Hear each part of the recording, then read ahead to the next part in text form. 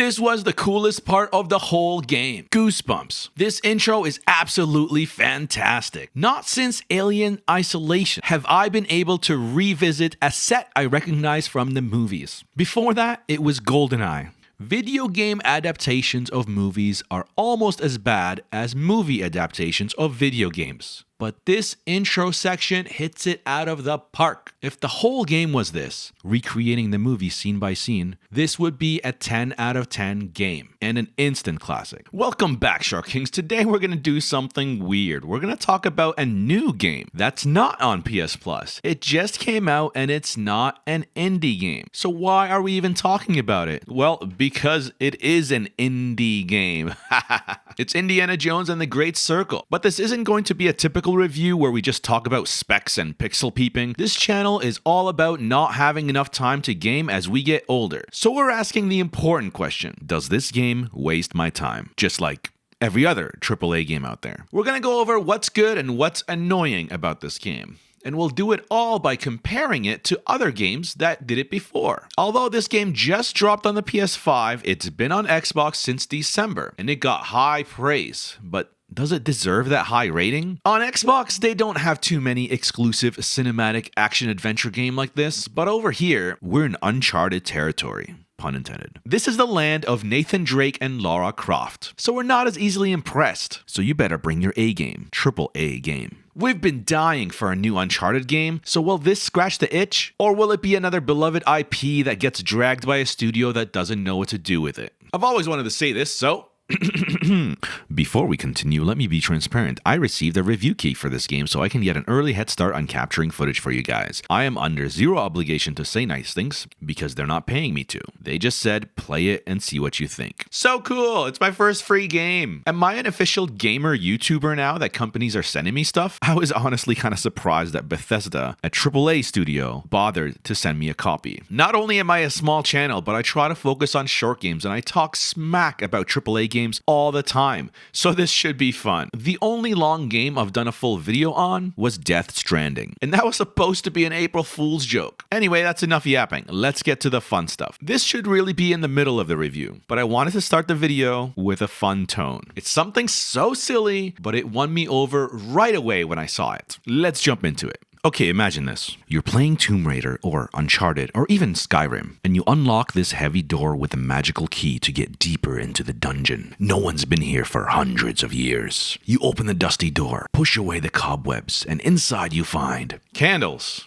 You know what I'm talking about. Rows and rows of candles. Lit candles. I hate when games do this. Who lit these candles? If I'm the first one here, it kind of ruins the experience of feeling like you're the first to discover something. It makes it feel really cheap, like a Halloween haunted house or something. Every game is guilty of this. Skyrim, Tomb Raider, even Uncharted sometimes. I get that older games didn't have the tech to have light react to the surfaces, so it was a lot harder to turn on and off a light source. But nowadays, the tech is here. You can move and turn on a light and have the character and background react to it. You can leave your candles there, okay? But just let me light it. It's one of those little immersion breaking details that we've quietly all accepted as that's just how games work. Even though it makes zero sense. There's no excuse for it anymore with dynamic lighting. Indiana Jones and the Great Circle actually fix that. So we're gonna start this review off with a huge win. When you enter a pitch black catacomb, it's actually dark. If you want to see, you'll need to find a candle or a torch and then light it yourself. It sounds so small, but that one change completely transforms the atmosphere and helps so much with the immersion. You feel like you're genuinely uncovering something that's been long forgotten, not just walking into a tourist trap with mood lighting. Sometimes you see torches on the wall or an oil lamp to light up a room, but here's the important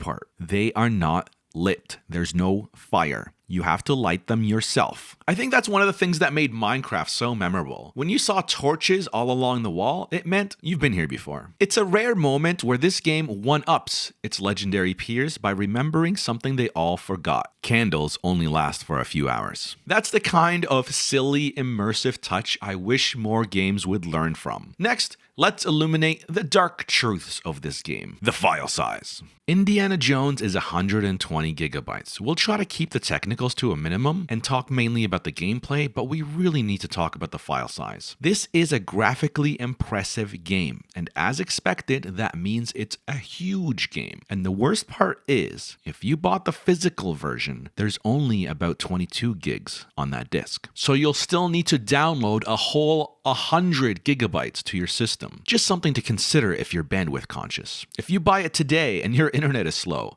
you're not going to be playing it today.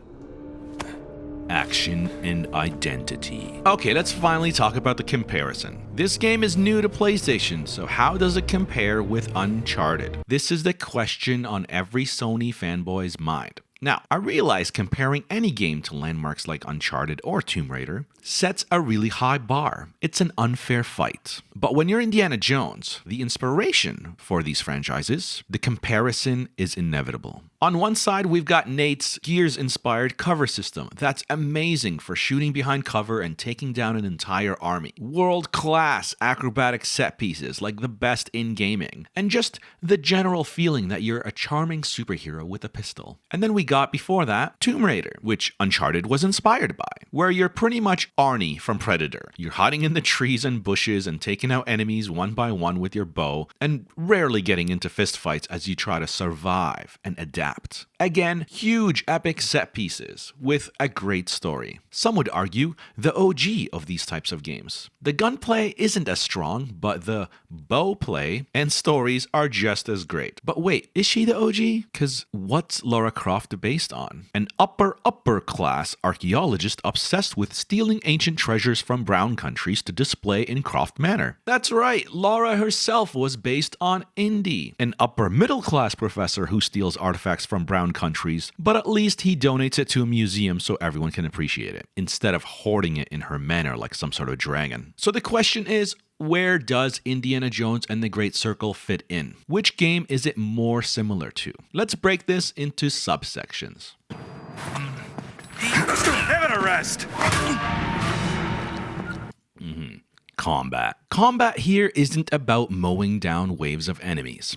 Guns exist, sure, but they're always a last resort. You shoot only one bullet and the entire compound is sent out to get you. Ammo is scarce, and the gunplay is intentionally scrappy. This is a game that wants you to fight dirty, swinging chairs, cracking whips, and sucker punching Jerrys when they least expect it. And that leads to one of the most delightful surprises: the environmental weapons. You'll be picking up whatever's nearby: a shovel, a club, a pan with crusty eggs on it, a guitar, even a violin, and you'll whack enemies with it. Most of these are one-hit wonders. You use the weapon once and you lose it, and that's kind of the point. You'll bash someone with a musical instrument, get a unique little animation where it explodes into pieces, sometimes even giving you a trophy, and then immediately start scanning the room for your next impromptu weapon. Some items, like broomsticks, come with hilarious low blow animations that land squarely in Looney Tunes territory before knocking a guard out cold. It's chaotic, it's creative, and it's got that Spielbergian blend of action and slapstick. It's not just a gimmick.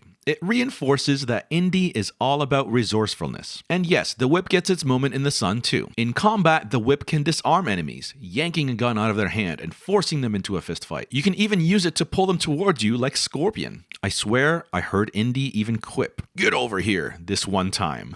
This gives you control over the rhythm and the distance of a brawl. You compare this to Nathan Drake's slick headshots or Lara's calculated stealth takedowns. Indy's fights are more hands-on, more chaotic, and more fun. Like, Nathan's all fun when he's talking, but when Nate's shooting, he's just murdering a lot of people. It's not that funny.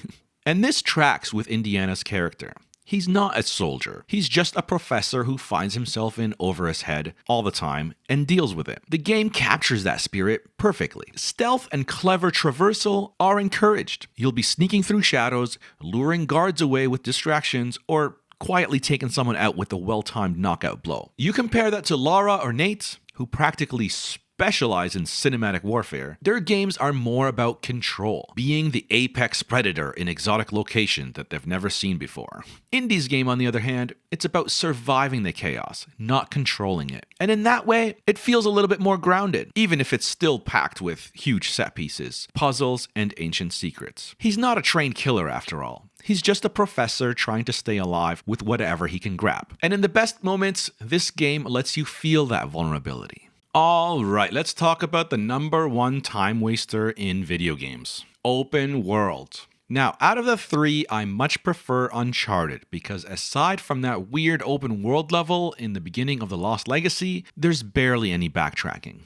You know how much I hate backtracking. It's just an artificial inflation of the runtime put in there to waste your time and make you feel like you're getting your money's worth. Tomb Raider had fast travel between camps, and honestly, I never used it once. And in that game, you constantly looped around to where you started, unlocking a new way to get up. Uncharted, on the other hand, it felt like an epic movie. Backtracking wasn't as bad. And you constantly were moving forward because of the epic set pieces. There was always destruction behind you, so you had to go forward. Indiana Jones falls somewhere in the middle. The way it's designed is almost like a Metroidvania, especially in the beginning levels. You're free to roam around, but you'll run into doors that only open from the other side. So after a long side quest, you'll eventually loop around back to where you came from. Once you get to Egypt, however, it becomes more of a typical open world game. And honestly, that was my least favorite. Let me just give you an example of an epic time waster.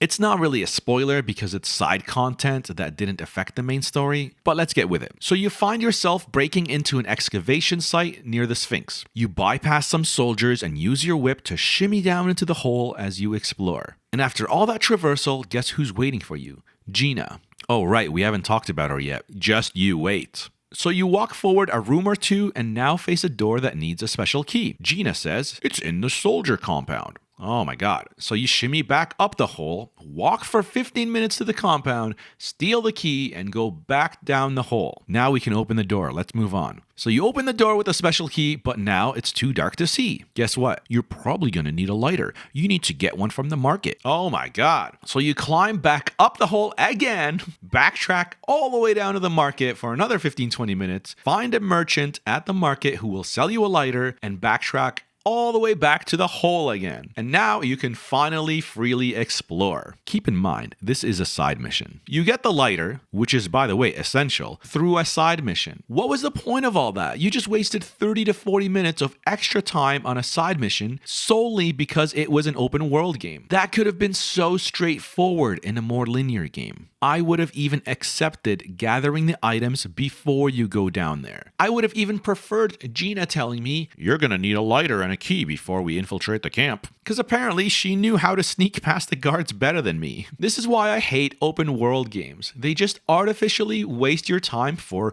immersion. I don't want immersion. I want a fantasy. If I wanted real life immersion, I'd play a simulator type game. So anyways, back to the comparison. This would have never happened with Uncharted. You've been in caves before. You know what to expect. You'd have a way to light your way before you even go down there. Tomb Raider does have some backtracking and it's almost an open world, but a lot of it is using zip lines. So half the time, you can't go back. So out of the three, I would say this is the most open world game out of the three, at least in certain levels. So time wasting sin count, let's give that a 1 strike for now. Definite time wasting potential on this game. Like artificial time wasting, which is much worse.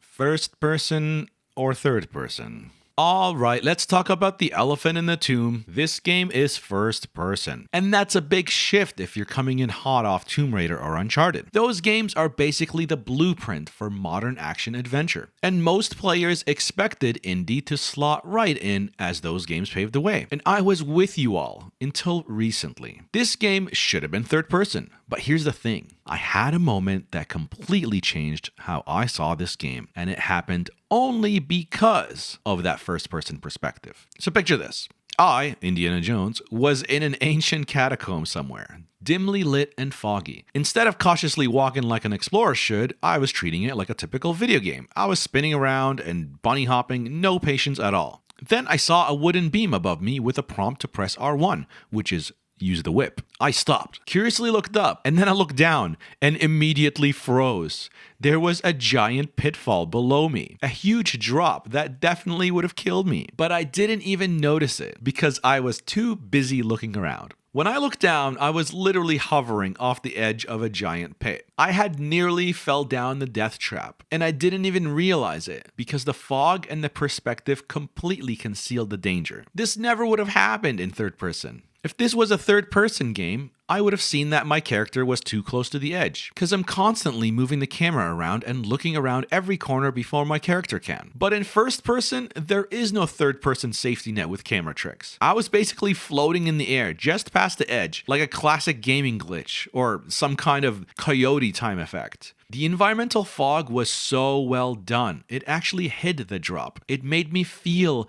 like Indiana Jones. You know those moments in the movies where he suddenly realizes he's just an inch away from death? It captured that feeling perfectly. And that's when it really hit me. This is why it's first person. This isn't a game where you play and control Indiana Jones. It's a game where you are Indiana Jones. Almost like a VR experience. And it didn't stop there. In another tomb, after I caused a small explosion under the Vatican, soldiers came pouring into the catacomb to investigate the loud noise. And as an aside, here's another thing that I secretly hate about these kind of games. Why is it that anytime Nate or Lara are diving down deep into a catacomb untouched by man in thousands of years, does the bad guy get there right in time to snag the treasure away from you? What was the point of that set piece that destroyed the only possible way to get here? I thought I was the only archaeologist adventurer in the world who could do this one thing that hasn't been done by all of humanity for hundreds of years. When the bad guy shows up in the cave, it's telling me that this treasure is actually not that hard to find. You just needed some dynamite. Or they purposely set up Lara to do all the work while they steal it from her. Like she's constantly falling for this, doing all the work, and they're just sitting back like, okay, thank you for that. I mean, to be fair, that is literally the first scene in Indiana Jones after that big rolling boulder. After that whole crusade, the bad guy's like, okay, thanks for doing that, but now hand over the gold fertility statue. Maybe that's where this trope came from. Maybe that's where it all started.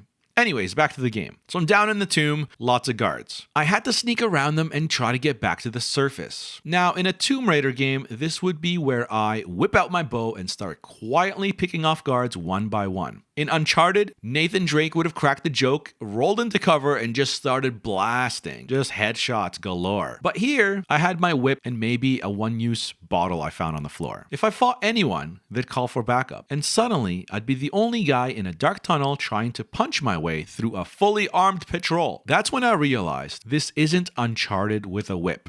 This is Thief with a fedora. This game is a stealth game first, a puzzle game second, and an action game third. And that makes so much more sense when you embrace the first-person perspective. As I was sneaking past patrols, I had to rely on sound to figure out where the guards were coming from. My 3D headphones basically became my second set of eyes. I found myself leaning to get a better look, trying to peek without getting spotted, but it didn't always work. The enemy status icon above their head let me know they could see me, even if I'm hiding and peeking. And sometimes I was just hiding in the worst spots. And even though the enemy AI isn't the brightest, that first-person perspective tension made every decision feel risky. I kept flashing back to Alien Isolation, which is high praise. So let's take a step back. Alien Isolation has some of the best AI in gaming ever made. The AI in Indiana Jones can only see about 10 feet ahead of them. They're very predictable and dumb, which is great for an 80s action movie, but for a game that's putting all its stats in stealth, it could have done a lot better, at least in normal difficulty. You don't need perfect AI to feel vulnerable. In a third-person game,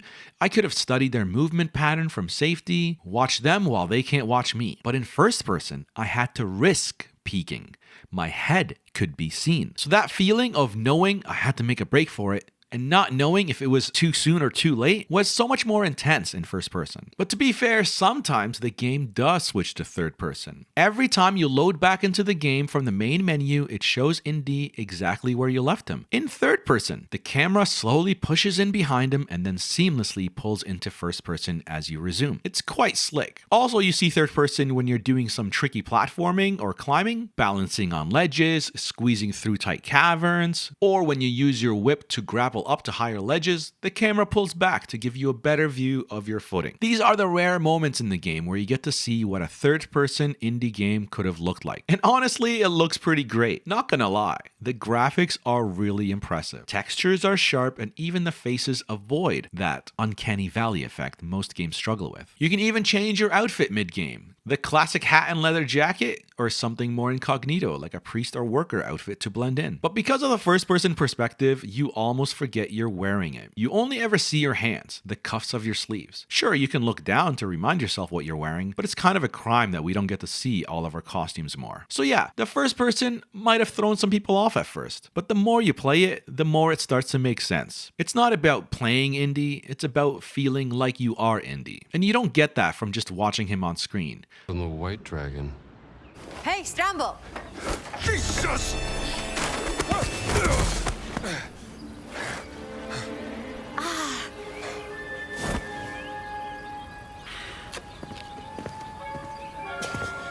What have you found? Gina. Alright, it's time to talk about Gina. At first, I figured she'd be one of those temporary side characters, drop some sarcastic lines, tease Indy, then vanish and pop up at the end. But no, she sticks around, and the longer she's here, the more it feels like I'm the sidekick in her adventure. She's just so annoying, I'm gonna say it. I just wish we could turn her voice off. Like, this is how bad it is. She'll immediately run ahead of you into a room and start blurting out hints to the solutions of a puzzle you haven't even looked at yet. And she doesn't stop either. She'll repeat the same phrase or two over and over until you do the thing that she's suggesting. I don't need a backseater. Let me solve the puzzle on my own terms. This is a constant problem in these kind of games.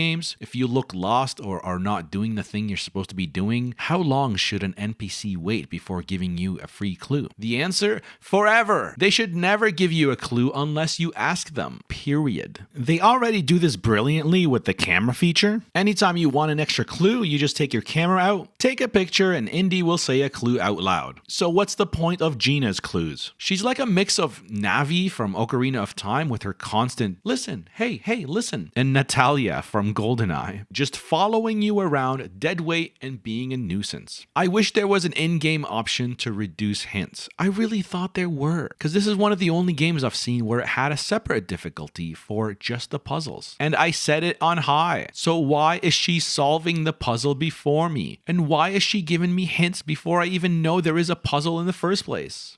Did you hear that? Incredible. It's reacting to the light. Now, try the other one.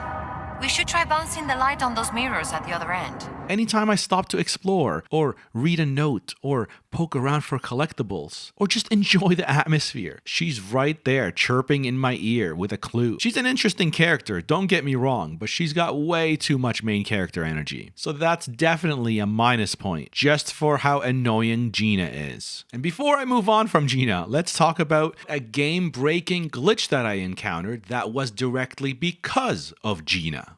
Maybe something is revealed if you shine a light at the right spot. Yes, that's exactly what light does. It reveals things. Alright, let's talk about how Gina broke the game. Okay, so I'm down there in the catacombs. I think I was under the Sphinx at this point, and I'm just stuck. Genuinely stuck. It's a platforming section which isn't making sense to me. There are scorpions nearby and what looks like a ledge I can grab onto. So I jump, and I was right. It's a ledge. But I get hurt and drop immediately. Wait, why did I get hurt? I don't know. So I attempt to do it again, and he just refuses to hold onto the ledge again. I swear, he just held onto the ledge, didn't he? So I end up rebooting the game and try it again. And yes, confirmed. He does grab onto the ledge. I restart the checkpoint, and again, he only grabs it the first time, but never grabs it after that. So I throw my torch up there to discover, oh, there are scorpions on the ledge attacking my hand. That's why he can't go up there. Also behind me, there's a mirror in the room that can shine a light on this problem. I wonder what Gina is up to right now. She could really be helpful right about now because scorpions hate light. I swear she was right behind me a second ago. So I backtrack and find her just standing there, head glitched into the stones above. Apparently, she didn't want to duck her head to follow me through that tiny tunnel. So I tried to move her around by standing right next to her and bumping into her, and I eventually get her to pop out of that section. Apparently, she doesn't want to follow me. That's fine. Maybe I'm exploring an area I shouldn't be. So for the first time, I genuinely give up and look it up online. Reddit tells me it's a game-breaking glitch, and I need to revert to a previous save before this one. Can I even do that on the PS5? What is even supposed to happen? Let's just forward ahead. So I spoil the puzzle and look it up, and there she is, Gina helping me with the mirror, just like I guessed. What's her problem? Why is she not helping me? So I march right back to dumb Gina and slowly bump into her from every direction until I get her out of that stupid room. Then she finally cracks a new line after she crosses an imaginary line. Okay, so she was supposed to go here. She just doesn't want to do it out of her own free will for some reason. So I continue this game of bumping into her back and forth from every direction, and this takes me a whole 15 minutes, and I finally bump her all the way to the part with the scorpions. Once she crosses that invisible barrier, a conversation cue is finally triggered due to her proximity. She finally helps like she was supposed to with the mirror, and I frustratingly finish that section, becoming more annoyed than ever with Gina.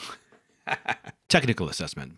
Let's finally talk about if this is a good port for the PlayStation 5. Loading times are a treat. You can even skip the intro logos and get right to the action. The main menu is basically a live postcard from wherever you last were. You hit start and boom, you're instantly back in the action. It feels like rest mode without the rest. No long loading screens, no fluff, just pure seamless re-entry. That's the magic of that SSD at work. It's genuinely impressive. But beyond that, it doesn't exactly feel like a PS5 game. It feels like a solid multi-platform title, but that's about it. There's not even a performance resolution toggle, and the default visual options are pretty bare bones. You get cinematic flair like widescreen and film grain, but nothing that screams next-gen exclusive. DualSense features? Barely there. There's some very subtle haptic feedback, but nothing that rivals what we've seen in games like Returnal or Ratchet & Clank. Adaptive triggers barely touched. Imagine how much better this game would be if we could feel the tension of the whip. Also, no gyro aiming options. In short, it looks good, it loads fast, and it runs just fine, but it doesn't feel like it's flexing what the PS5 can really do. Don't get me wrong, it looks amazing and runs at 4K 60, but I would have loved a performance mode option and actually use some of the DualSense features to make it really feel like a next-gen game. I mean, it doesn't even have photo mode.